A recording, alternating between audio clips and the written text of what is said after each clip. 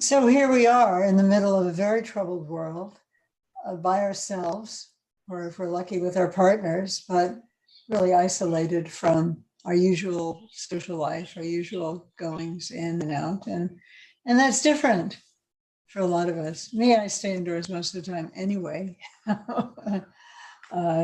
since I wasn't teaching this semester, but really it's hard. And in the midst of that, what is most helpful for us to do?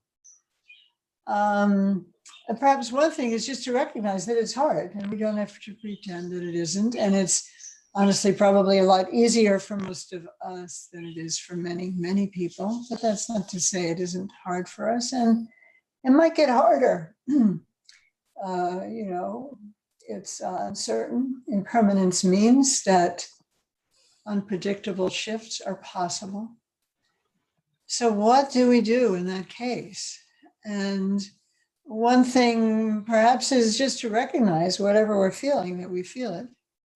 We may not be so distressed right now, or we may be not distressed for ourselves, but very concerned for various things that are going on around us. Why aren't there any masks? Why aren't there any tests? Why can't our doctors get protective gear, for example? So one thing is just to recognize that we feel whatever we feel. That seems a start. And that's why in practice, we will start, as we generally do, just with allowing ourselves to be, not fighting with ourselves to say, well, you shouldn't be so worried, or you should worry more. We're just where we're at this moment. And we share the situation with everyone, really in an unprecedented way, which, even though we're isolated, in some ways, I don't know, I've been feeling like a very strong connection of a certain kind. I'm in my house for weeks. Most everybody I know is in their house too, not just here, but in Europe, in South America. When I think of friends wherever they are in the world, in Nepal, they're isolating. So that's a very unusual situation in our lifetime, to be in a situation. And maybe when the world is at war, we have that also. But now there's this very particular kind of condition that we all share, even though it impacts us differently. So one thing, at least for me, that's helpful is just to inquire with curiosity and gentleness. Well, how do I feel? And the things I'm angry about, the things I'm concerned about. And there's another way in which I'm happy, I'm fortunate, I have food, I have Harvey, I have, air conditioning. So it's a kind of a funny mix of gratitude and concern. So when we recognize how we feel, and that all over the world, people are struggling with similar issues, even though conditions are different, it seems that growing centered and extending love are two of the most important things that we can do for ourselves and for each other at this time. We'll talk about that in a bit. And for this opening period of our time together, let's see how that is for us. So I invite you all, as ever, to settle deeply into your seat, your chosen seat for this moment, and really let yourself feel the support. Sometimes we call it contact, the sense of touch. Really, truly, when I settle into the sensation of the cushion that is holding me up, in fact, there's a kinesthetic sensation of contact, but there's a kind of affective, emotional sensation of, yes, that's what support feels like. I'm being held. And I'm being held in a very stable way, as stable as it gets in this churning, turning world. That support that you feel right at this moment, not that you imagine, but that you actually sense at the bottom of your body, Let's be in our senses. You do sense it. And knowing that that sensing, that sensation is actually rising up to support us from the center of the earth, which is directly beneath you.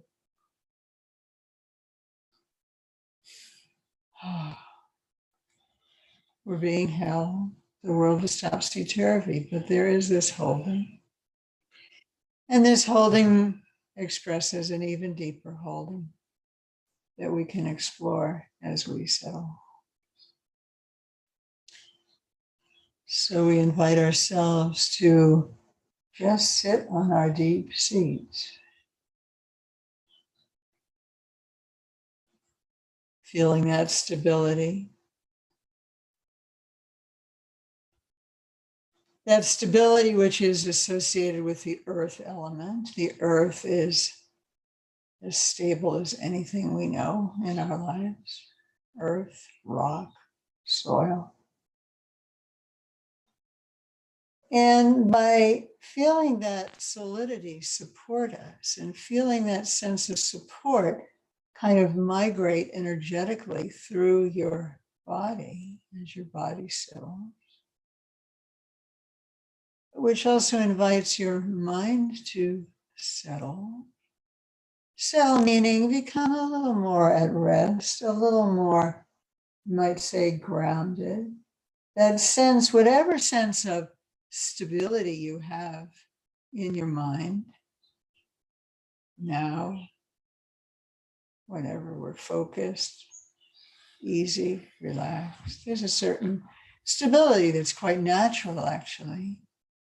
Doesn't mean you don't have thoughts, but there is that stability in your own mind, resonating with the stability in your body, and you can touch into that, sense into that, and that's the earth quality of your mind, whatever stability there is.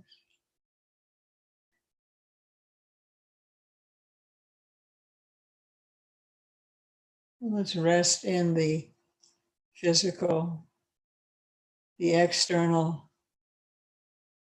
support of this, our seats, the internal support of your own skeletal structure, and the more subtle support of the alignment through the center of your body and how that helps your mind come to ease, its own form of stability. And let your attention be with your breath.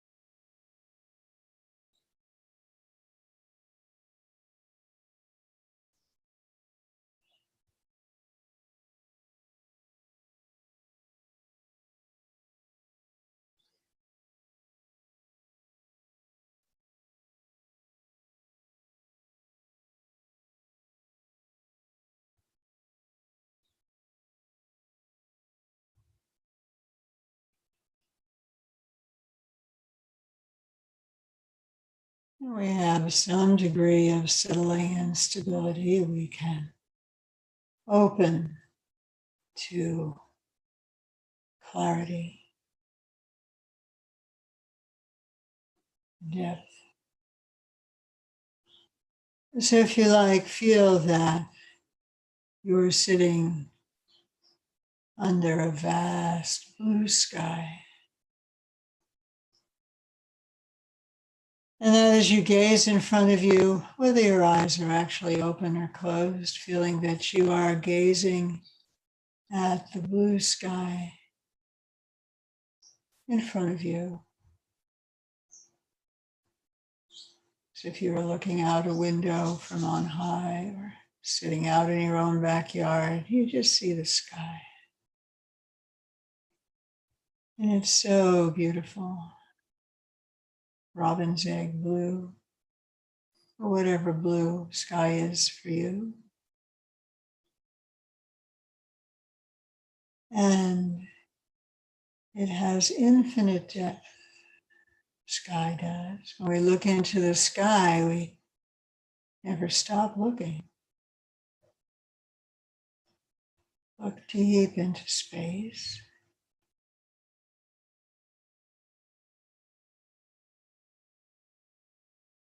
Connecting with a quality of vastness that does exist. The sky is deep. It's luminous. The sky is lit. Very delicate light in the blue. A quality of shining, delicate shining. Just the right brightness. It kind of very naturally wakes up a certain sense of brightness in ourselves, your own mind, as you gaze at the sky. Some of the qualities of the sky begin to feel like shared qualities. A sense of expansiveness, the vastness of space, infinite depth, exquisite quality of light, softness, gentleness,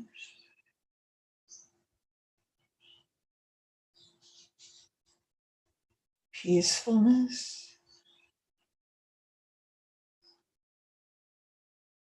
Whichever of these qualities resonates most for you at this moment, that you see in the sky and then feel in your own heart-mind, enjoy that for a moment. There's nothing to do, just enjoy.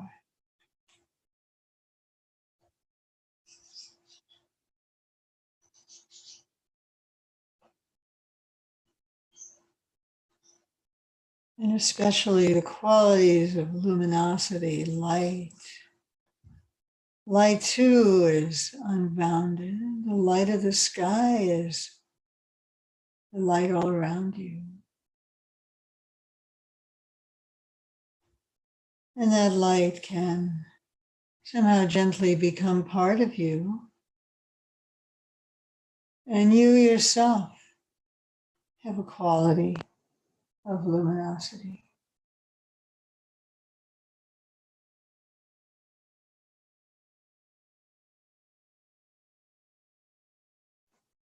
We'll feel into that in a way that feels right to you. It's just light. Maybe it's a kind of transparent light. Maybe it's actual rays.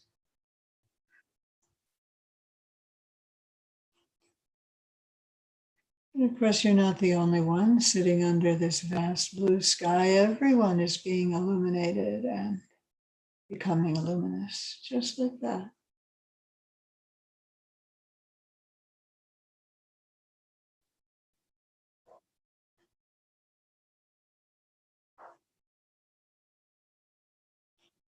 The feeling that there's luminosity has a kind of healing warmth to it that is present throughout your body.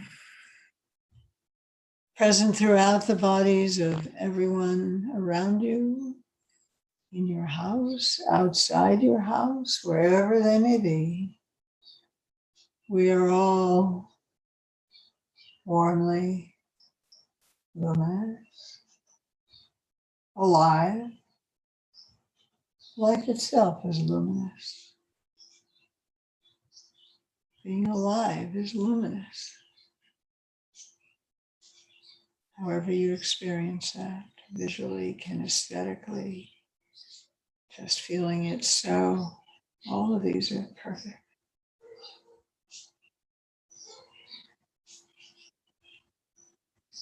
And feeling with your exhale that you are sending this glowing, living, healing luminosity to someone near you.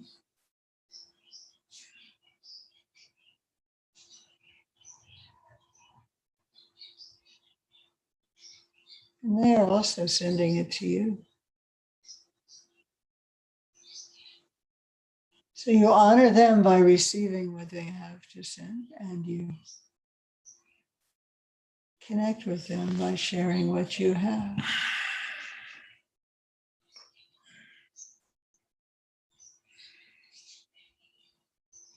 And if you can sense into this with one other person, the mind is infinite. You can add another and another, 5 and 10. A few very specific people. And this light is just naturally expanding, offering them peace and healing. And they are so filled with this, they also offer it to you and to everyone else.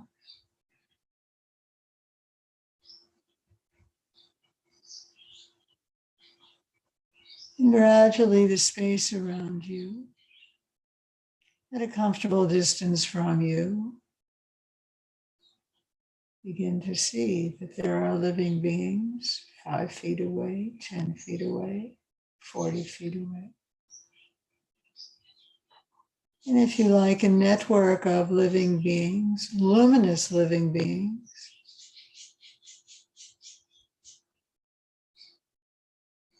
throughout space, throughout the countryside or streets around you. And we're all just sharing our light. That's what beings do, really. You feel into that for another minute or so, in whatever way seems most beneficial to you. The light is love. The light is everywhere. It's yours. It's everyone's. We are all furthering each other's light.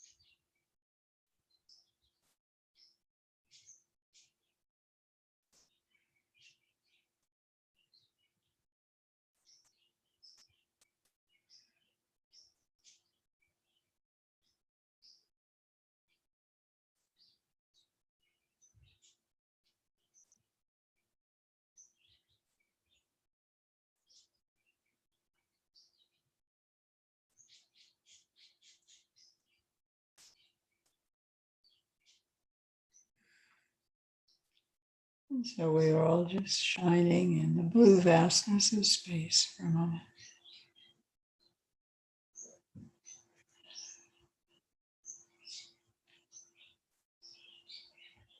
Giving and receiving.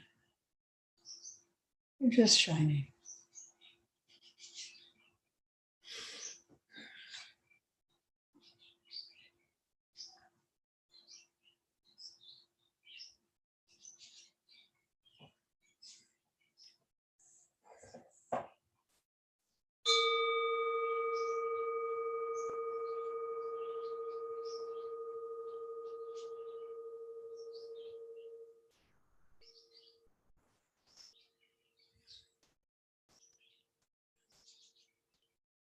And now we're back in the room. We're still under the blue sky.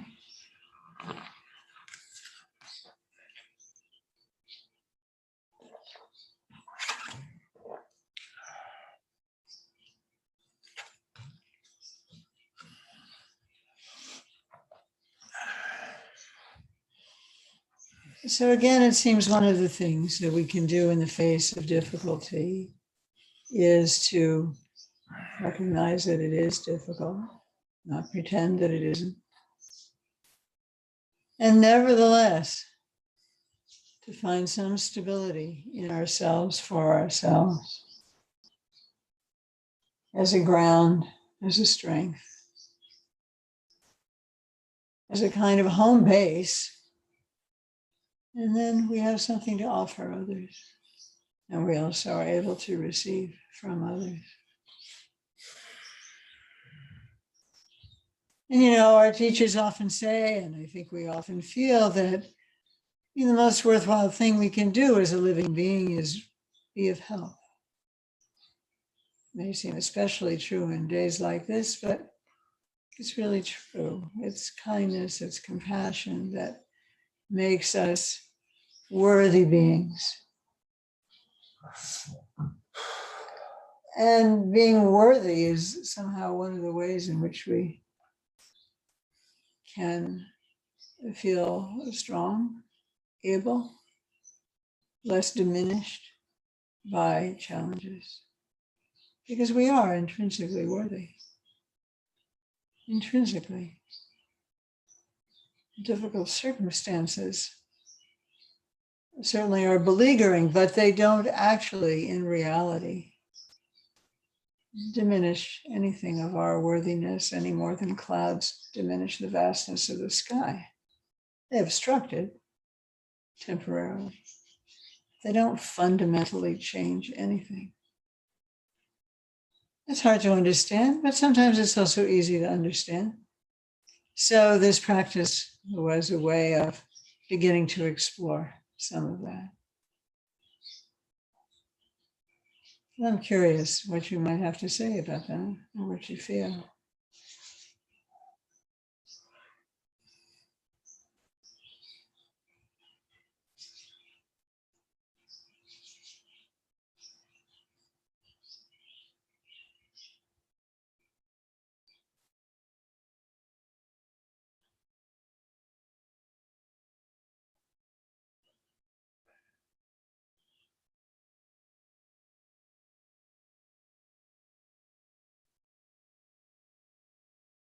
Seems like you feel like being quiet.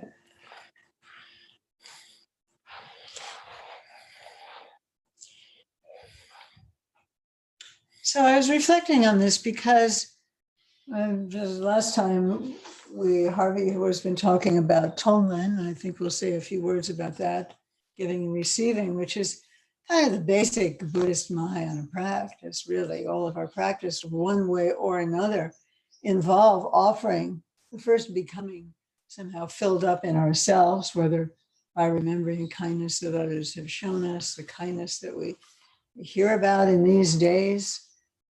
A priest in Italy, 72 years old, gave his ventilator to a younger person, and the priest died. And we're hearing it, and knowing that he would die, he gave it. And we're hearing these amazing stories of kindness. So just a few ways to reflect on, the challenges that we have. And of course, spiritual traditions throughout the ages and throughout the world, pain and suffering, difficulty is one of the main things that gets addressed. And dread gets addressed as a moral issue, as a strategic issue. Why did this happen? Why does it happen to me? Well, in fact, it doesn't just happen to us. It happens to everyone. As we talked last time about the famous story of Kisagotama, who's looking for a mustard seed in the home of someone who hasn't died.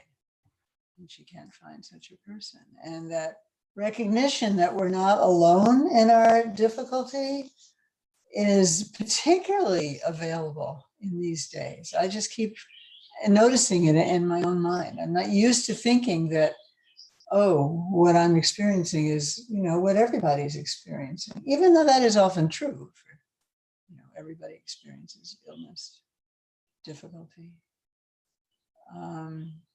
And somehow the sense of being able to do something that is of benefit is of tremendous importance in a time like this also.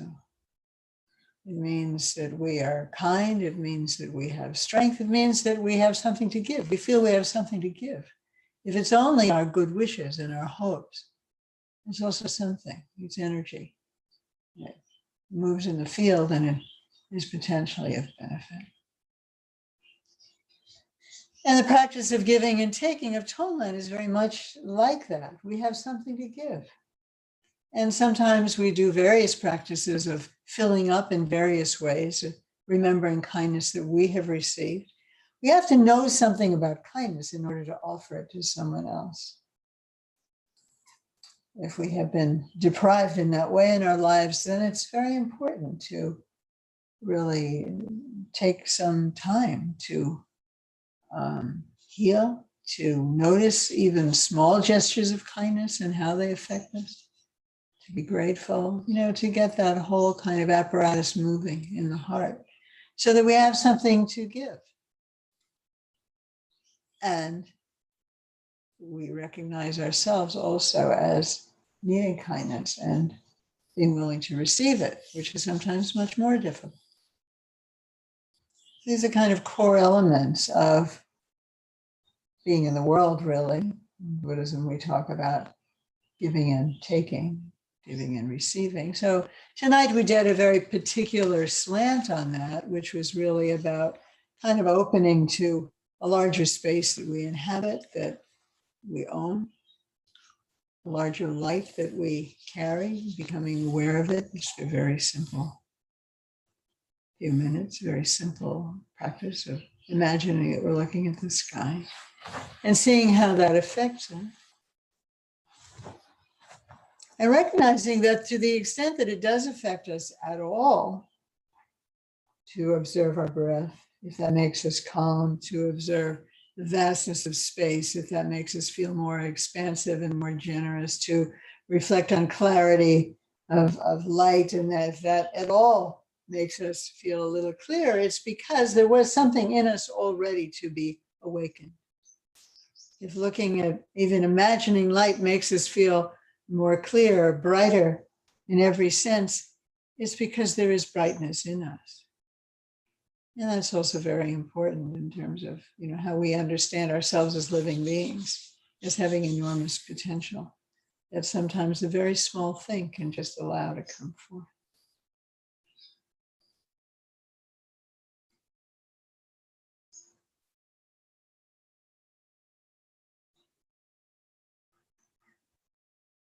Oh. Oh. Do you want to talk from? Yeah. So last time I said I really liked the book Tonglen by Pema Chodron and that I'd be reading from it. And then we can talk a little bit. I'm just going to read 2 short pieces, and then if I have something to say, I will. If not, I'm eager to hear what other people are experiencing. So it's page 3. She says, Tonglen, or the practice of sending and taking, reverses the process of hardening and shutting down that we normally do in our lives by cultivating love and compassion. In Tonglen practice, instead of running from pain and discomfort, we acknowledge them and own them fully. Instead of dwelling on our own problems, we put ourselves in other people's shoes and appreciate our shared humanity. Then the barriers start to dissolve, our hearts and minds begin to open. Rinpoche used to tell his students to live their lives as an experiment. In other words, be inquisitive, be open, and without expectations, then see what happens and learn from your experience. So I think there are 2 major points in this that I think are worth just harboring. And one is that we all shut down, we all contract, we all harden ourselves, we all seek a certain amount of analgesia and anesthesia from the difficulties of life. It's kind of the human predicament to do so. And in some ways, whether it be psychotherapy or spiritual practice, we open ourselves up a bit to an amount that feels tolerable, to recognizing more fully the pains and joys of life. And we're cultivating an attitude of not running away from what's difficult, but acknowledging it, not becoming mired in difficulty, but not denying difficulty. And most of all, using our own difficulties and the difficulties we see that others are going through, to really opening our hearts, tenderizing our hearts, bringing wisdom to our experience, and allowing us to be kinder to ourselves and others. I, in particular, in addition to the thought of practice as an avenue for opening ourselves up, the other thing I really like that she says here, way at the beginning of her book, is that Trungpa Rinpoche really encouraged people to live their lives as an experiment and to be open and without expectations and see what happens and learn from experience. We don't know how we are going to face the difficulties that we're all going through right now. We don't know if a particular experience will bring us joy or bring us sadness, bring us anxiety or bring us release, bring us contraction or bring us spaciousness. We do our practices. We have life throwing all sorts of curveballs at us, and we see how we respond. I know on some days I'm feeling very anxious, and on some days I'm feeling inspiration, feeling compassion. Some days I feel spacious. I don't have a prediction as to why that's occurring. It's just different things are occurring and I'm responding in different ways. And I think it's really, really useful not to presuppose that we know how we're going to be responding in such a difficult circumstance. Some people are becoming extraordinarily selfish and greedy. Some people are showing altruism that is just unbelievably inspiring. We don't know what we will experience or what we will exhibit. But can we be open? Most of all, can we have an attitude of openness and non-expectation? I think that is a real core principle that we bring to our practice. And also that we are using the difficulties that we have to touch into and appreciate. Dent loves the phrase shared humanity, and so do I, the shared humanity that we're going through. This is something that Kristen Neff emphasizes in developing self-compassion, that our own difficulties are really an avenue for understanding and appreciating. This is something we're sharing with everyone, and we're not apart, we're not separate. Something that everyone is going through. And so, having said that, I'm very, very interested just to hear how people are doing and what challenges people are facing or what triumphs they may be seeing in their own lives or in other people's lives. I'm very open to just open the conversation to hear how people are doing. Anybody want to say something? How are you? How are you? Very simply. A raised hand will give you the permission. Emily, are you there to de-mute people? I saw Jindati's hand. I think I saw Stephanie Yes. exhale. I don't know if she's going to speak. Was that you, Jindati? Yeah, no one else raised their hand. I am happy to start. Well, I have actually quite felt amazing in the last few days. I feeling that I just have this feeling that something really good. I see many signs that really good transformation comes out of what's happening. And I've also started working with the children with autism with one client.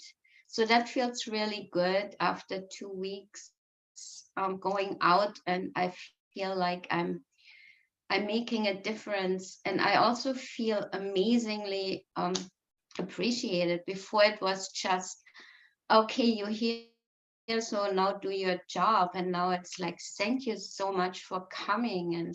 And it's, yeah, it's makes a big difference. But I also feel very fortunate to be in Santa Cruz, California. Everyone here seems that it's a feeling of people are just on vacation when you go to the beach. It's very fortunate. I saw like a video how some people in India deal with it, and it just they are dying on the streets right now. Before, even after 4 days of shutdown, they have no way. It just made me cry how you know, some people, it doesn't work for some countries to do a complete shutdown. So that makes me really sad. Yeah. Yeah. But personally, I feel very fortunate, and I feel personally very well. And some of my housemates are really supportive, and some of them are scientists, and they understand it could go on a very long time. And so people make gardens and all kinds of things. Yeah. Wow. So quite a lot and quite a number of different experiences. And it just, there are highs, there are lows, there's inspiration, and there's real sadness. And, I appreciate your sharing what you're saying with us. Someone else wish to say something or share what's going on with them or what they're seeing? Paul? Well, I had an insight today how I can sort of be more compassionate. Ordinarily, I don't feel very compassionate because I feel paranoid. I feel everybody. I mean, you could say it's paranoia, but I think it's true that nobody likes me. So why should I be compassionate? Why should I care about them? But then I was looking at video on Facebook that a friend had on Bill Gates, and so she was planning Bill Gates, and so I started off like fulminating against Gates, but then I looked at the video.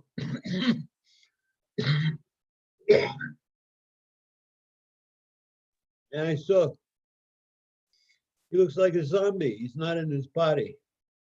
So he's really sad, he's really unfortunate. And that's, why he goes on this power trip to compensate for not having a body, I guess.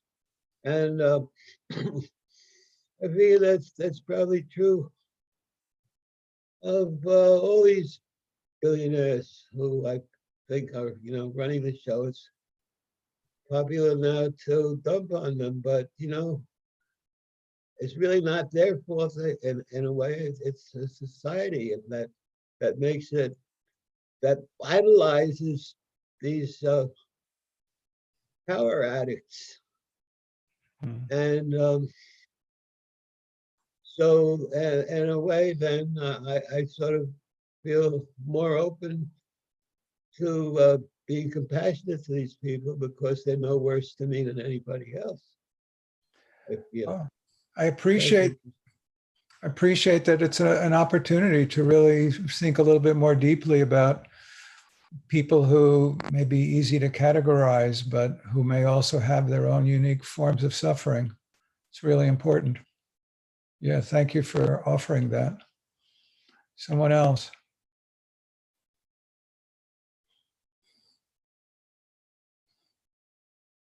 Wendy? Wendy. My schedule is pretty much the same as it was before because I take care of elderly people that need help every day, regardless of the shutdown or not. Hmm. But there's one person that I've been taking care of that has been forced to stay home. She was really very,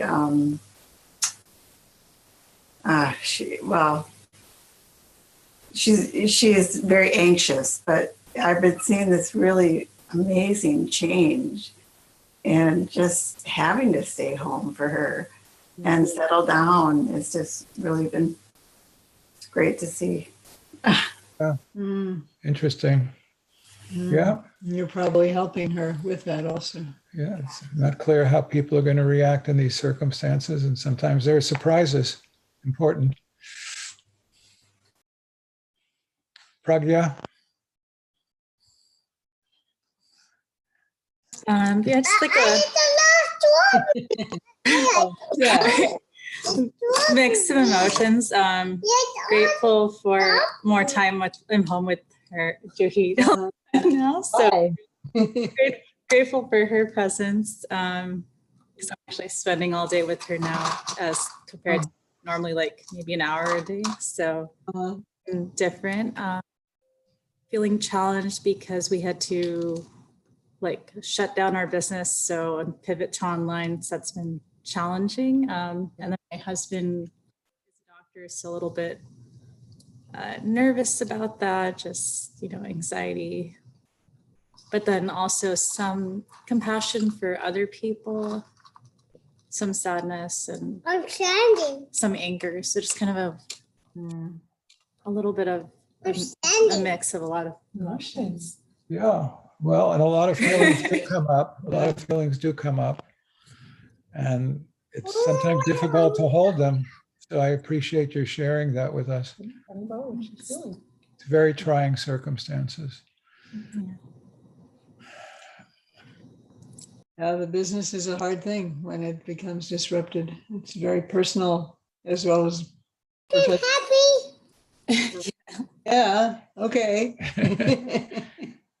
Charlie, is that your hand waving? No?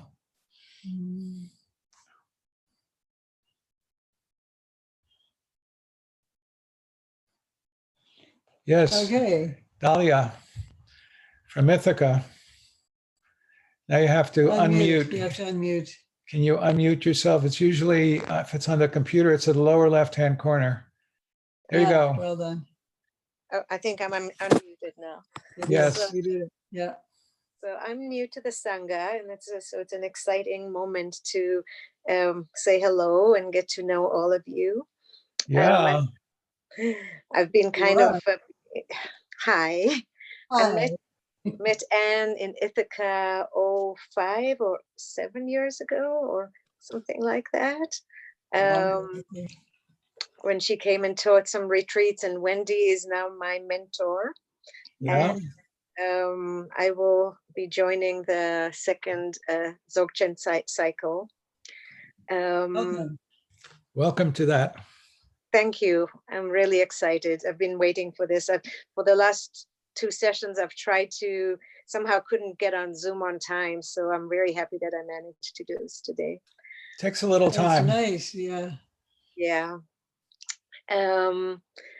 Wendy and I had a great conversation a few days ago, kind of helping me to kind of see, okay, where do I start? How do I start? And I have many years of, I think Anne and Harvey know this, but many years of practicing in the insight meditation circles. Great.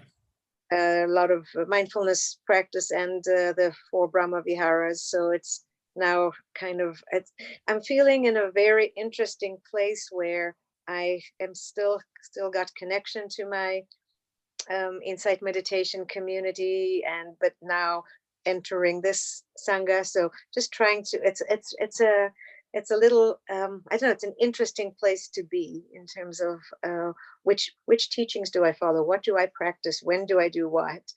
Trying to figure that out. Good, good. And take your So- time, and your background is wonderful. We spent much time in Theravada Theravada practice. circles. And in fact, I wrote a book on the Brahma Viharas. I don't know if you're aware of that, but I Oh, I did. didn't know that. Oh, that's wonderful. And we still are practicing the Brahma Viharas. We just did a whole season on it. I think we're still in the middle We're of it still in now. the season of On our it. We're teaching the Tuesdays, boundless we're doing states. another round, and it's and really I wonderful. just joined. I just got to travel with my daughter to India and Nepal, and that was very special. And to go visit monasteries and go visit Rinpoche that Anne and Harvey recommended that I meet with. So that's also a transition. I feel like life is very much in transition for me right now. Yeah, well, you got to India and Nepal just in the nick of Just time. in time and back. Yeah, and back. Yeah. just in the nick of time. Good for Yeah. you. We had some friends who got stuck, at least for a while, in Nepal because the airport closed. Is that right? Wow. Yeah. So we got out just on time. So Good. thank you, everyone. Thank you for welcoming me. And Yeah, Yeah. welcome, welcome, Thank you. You're welcome. very welcome. And as you were describing things, I was feeling like, oh yes, things are somehow expanding. And the inside practice will always be a ground for you. I mean, I'll speak for myself, very grateful for the training that we had in that way also. It's not like it's not totally relevant and nor contradictory as we see it. And so wonderful means you're bringing something to the path already. thank you. Yeah, thank very you too. much. We Welcome, look forward. welcome. We look forward. Mhm. Thanks very much. Yeah. Then, anyone? Our usual little chatty people are not chatty tonight.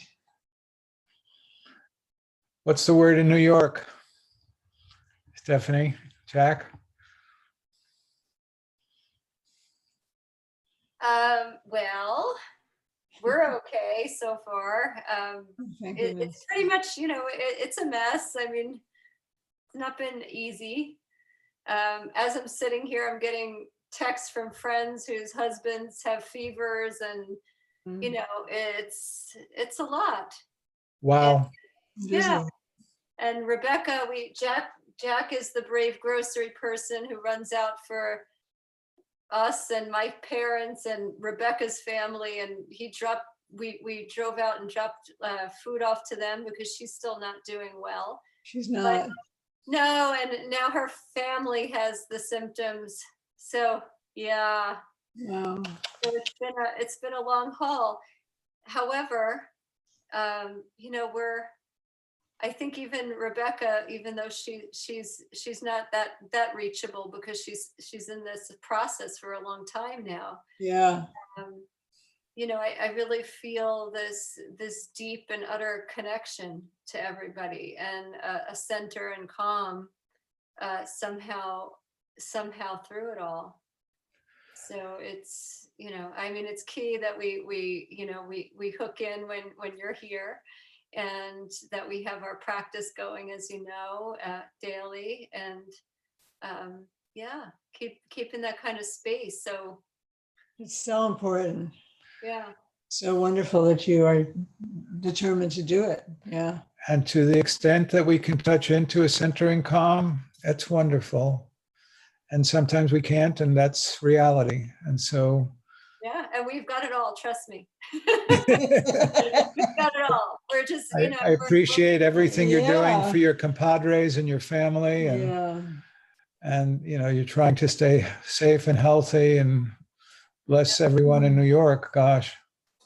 It's kind of like a strange experience. Like you walk outside and it's like any other day, but then you go to a grocery store and it's like it's like a war. Wow. And it's a strange experience. And then, like you see what's going on in Central Park and what's, and everything that's happening in New York City. And it's almost, we were in New York City during 9/11, and it's almost like you're experiencing and not experiencing at the same time. It's like this is happening.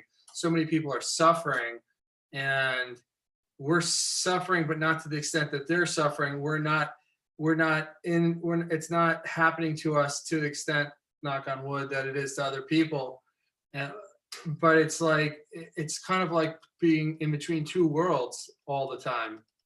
You know, it's just a unique experience. I don't know. I mean, Yeah, It's a yeah. great description. And thank you for trying to put really words on captured it. it. Yeah, it's, Two I worlds hear at what one you're time. saying.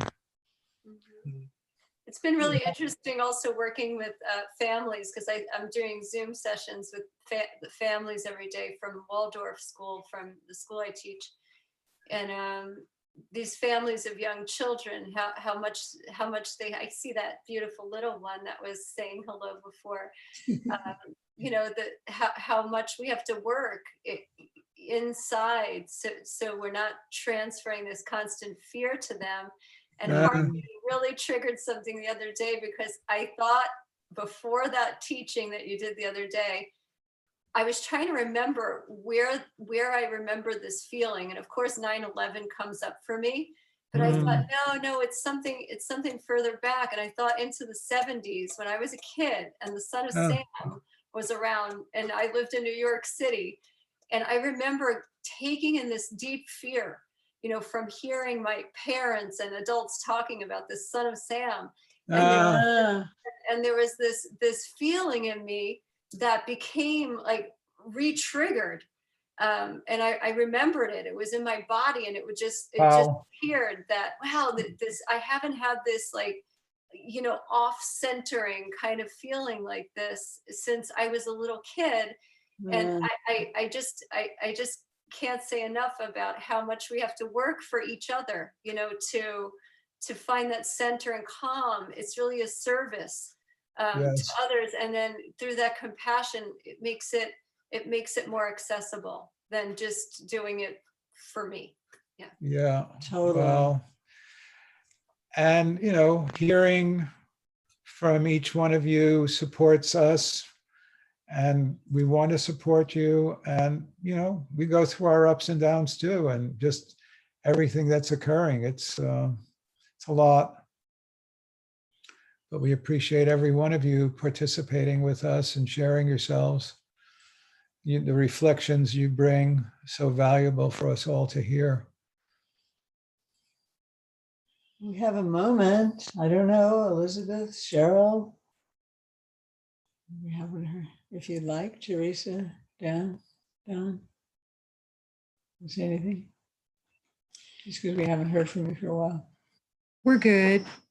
Can you hear me? You said that, Cheryl? Yeah. Good. Thank you. We're good. Just staying at home, you know, teaching online. Yeah. Wow. I miss you. And we just heard that my nephew in Florida, in Fort Lauderdale, a 20-something, has symptoms, and they didn't test him. They just sent him home with an inhaler. Wow. And a family, friends in Westview that got tested, but we haven't gotten the results back. Really? Their daughter came back from Mexico, and everybody got sick after she did. So that family has it. Keep hearing news like that. Yeah. I've found, I mean, you know, it's such a blessing to be able to be at home and work, but I found that I'm a little more irritated, I guess. So when I go and walk around the bayou, I live over Bayou H, so in between Scott and Calhoun on Gray's Bayou, and people don't move over on the path. I had been coming home in the evening after doing that walk and just being irritated and angry. Deciding, you know, that I had to just go really early in the morning and schedule. But it just the few times that I go out, I'm just sort of struck by how some people just aren't paying any attention to. Well, and that's a lot of people aren't. They're partying. Test of our compassion. Yeah. We see things one way and some people don't, and that's a challenge. Yeah. It's a big challenge.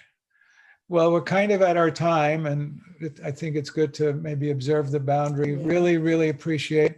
We're Good going to to do see our you all. dedication and We'll light look our forward candle. to And what seeing we you thought we on would do is Friday and Saturday morning, 10:30, we'll do the green tar practice, and everybody's welcome. Sorry.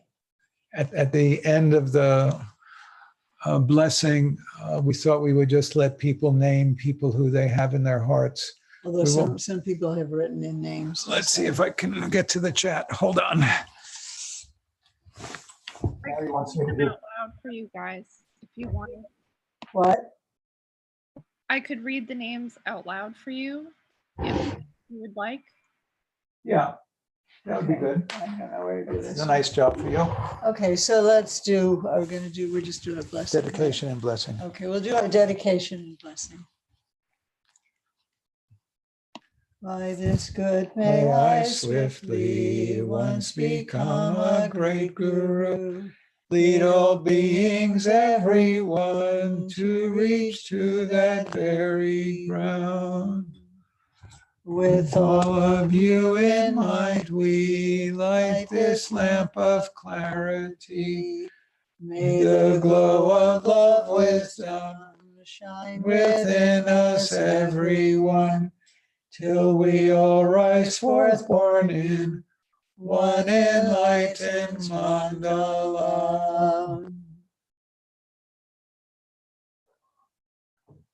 And along with all sentient beings, Emily, who do we have? Neil Novelli, Miss Anne Glegg, Mandy Glegg, Debbie Glegg, Joanna, Justin, Juno, Baby Jane, Anthony L., Greg M., Logan M., Billy and Taylor Miko, Rebecca and family, Arthur Pingray, Jacqueline Delano, Joanne Jackson, David Walker, Donna Sokel, Nam Vo, for all the people in distress and hunger around the world, for all unseen beings of Mother Earth, that they may be pacified and feel respected, Sylvia and Rolando. And then there's Joanne and Sharon and Max Panzer and Eugen and Michelle Panzer.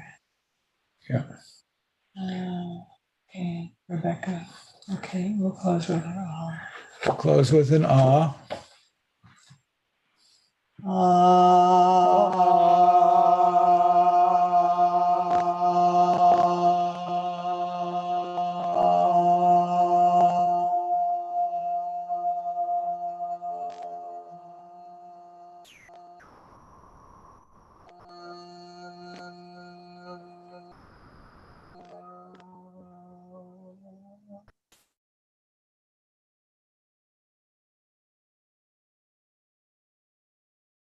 And again, we will Be here on Friday, 7 to 8 again, and Tara practice, 10:30. on Saturday. On Saturday, Sunday, 11 o'clock, guided meditation. If you are interested and don't know about our May retreats, please look online or ask us. When we'll have a first Sunday, I guess. on Oh, this. first Sunday, next Sunday, 10:30. That means We'll have teachings at one of us 10:30. will talk from 10:30 to 11, and then there'll be a practice from 11 to 12. And then we'll be back to first Tuesday. We'll be First talking Tuesday. about the four boundless states. Continuing, yeah. So And- take, We have our retreats in May, and if you've applied to Dzogchen Cycles and you've been accepted, please register. And if you You don't have haven't to and you're apply interested, you don't have to apply again. Okay, be well, take care. stay well and healthy. Hi, everybody. Bye, everybody. Love to you all. Love Hi, to Eric. everybody. Nice to see you. Hi, Lama. Everybody. I apparently don't know how to